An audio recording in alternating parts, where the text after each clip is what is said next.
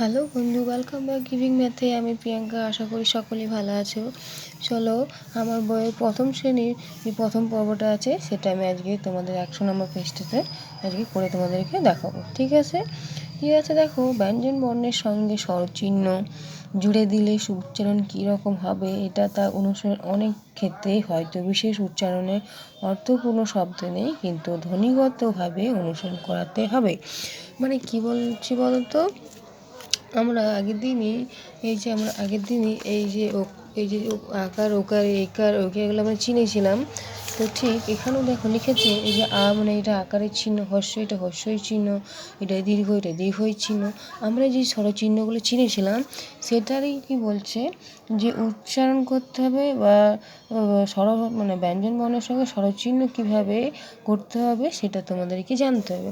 তো দেখো প্রথম এটা দেখো করে দিয়েছে, ক আছে, দেখো কা, কি, কি, কু, কু, কি, কে, কই, কৌ, কৌ। ঠিক আছে, এই যে মানে যে স্বরচিহ্নগুলো আছে সেইগুলো স্বরবর্ণের সঙ্গে যোগ করে একটা মানে যে শব্দ তৈরি হয়, সেই শব্দ তৈরিগুলোকেই তোমাদেরকে করতে হবে। দেখো আমি করে দিয়েছি খা, খি, খি, খু, খু, খে, খে, খই, তারপর কী আছে খো, খো। এইভাবে প্রত্যেকটাই দেখো আমি করে করে করে তোমাদেরকে দেখিয়ে দিয়েছি। ঠিক আছে, আর এখানে দেখো এই যে ক্রস চিহ্নগুলো আছে, দেখো এটা তো কোনো আর হর্ষু যেগুলো হয়, দেখো আকারটা হয়, হর্ষিটা হয়, হর্ষুটা হয়, একারটা হয়, বাকিগুলো কিন্তু হয় না, তাই এগুলোতে ক্রস চিহ্ন দিয়ে দিয়েছে, যেমন কেটে দিয়েছে। ঠিক আছে, ঠিক এটাতে ওটা শুধু আকারটাই হয়, বাকি কোনো কিছুই হয় না, তাই এগুলো কেটে দিয়েছে। তো তোমরা যেমনটা দেখো প্রথমেরটা আছে কা, কি, কি, এই সময় যেমন আসতে আমি দেখো করে দিয়েছি খা, খি, তারপর গটায় দেখো করে দিয়েছি। ঠিক এইরকমভাবে তোমরা করবে। ঠিক আছে, চলো 101 নম্বর পেজটাই দেখো। কিছু না, দেখো আমি যেমন তোমাদেরকে এই পেজটাই করে দেখিয়ে দিয়েছি, ঠিক তোমরা এই পেজটা এগুলো করবে।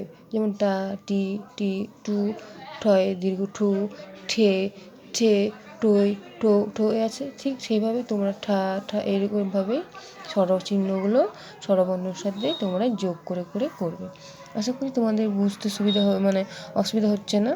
আমি যেমনটা এই আগের ছবিটাই দেখিয়ে দিচ্ছি 100 পেজে, তোমরা 101-এ ঠিক সেই রকমটাই করবে, দেখে দেখে। ঠিক আছে, ঠিক 102-ও কিন্তু একই রকমই আছে, মানে প্রত্যেকটা স্বরবর্ণই দেওয়া আছে, সেটা তোমাদেরকে নিজেদেরকে কি করতে হবে। ঠিক আছে, তোমরা নিজেরা এটা করে নেবে।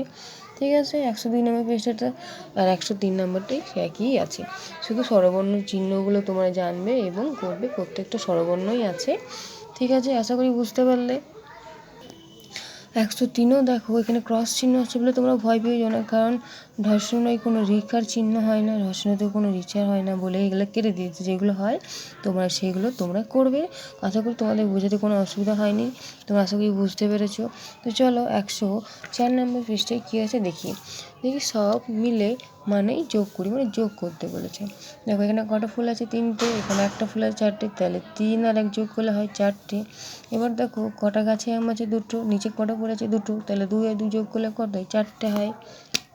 ঠিক আছে, এবার বলেছে সব মিলে কি হয়, দেখো কটা বল আছে, 1টা 2টো 3টে 4টে 5টা 6টা, তাহলে এখানে কী হবে, এখানে 3 যোগ 3, তাহলে 3 যোগ 3 করলে কত হয়, 6। দেখো 3 4 5 6, ঠিক আছে, তাহলে 6টা বল হলো।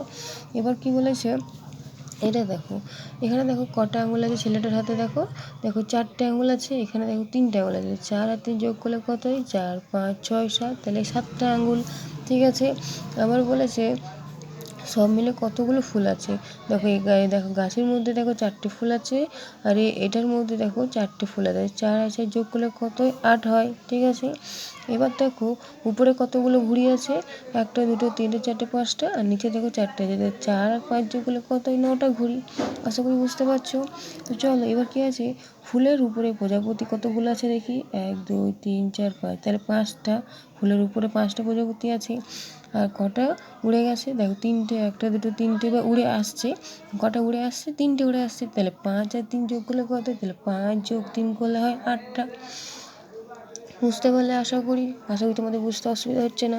চলো 105 নাম্বারটা কী আছে, লেটস রাইট। এখানে কি বলেছে যে এটা হচ্ছে ছোটো হাতের জি, এটা হচ্ছে বড় হাতের জি, তোমরা আশা করি জানো। তো তোমাদের কী করতে হবে, জাস্ট তোমাদের হাতের লেখা যাতে সুন্দর হয়, সুন্দরভাবে তোমরা যেন করতে পারো। তো এখানে যেমন জিটা আছে ঠিক তেমনটাই তোমরা করবে, তা করতে চাও না, বইয়ের মতো কিন্তু হয় না।